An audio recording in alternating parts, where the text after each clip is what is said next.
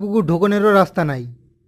হান্নান ভাই, আমার মনে হয় কি গতকাল রাইতে যে ঘটনা ঘটছিল সেটা কোনো সাধারণ বিষয় না।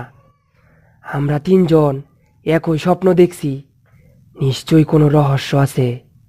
শাহাবুদ্দিন ভাই, আমারও তাই মনে হয়। বিষয়টা নিয়ে আমাদের কিছু করা উচিত। আচ্ছা, আজকের দিনটা যাক, কালের একটা বিহিত করবো নে। আপনি আজকের রাতটা একটু সাবধানে কবর পাহারা দিয়েন। এই বলেই শাহাবুদ্দিন বাড়ি চলে গেল।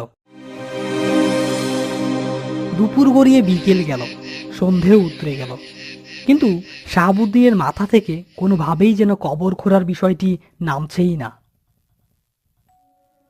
বিছানায় শুয়ে এপাশ ওপাশ করতে করতে কখন যে ঘুমিয়ে পড়ল সে বুঝতেই পারল না। হঠাৎ মাঝরাতে কি এক বিকট শব্দে ঘুম ভেঙে গেল শাহাবুদ্দিনের। গতকালকের ন্যায় বেশ সন্দেহ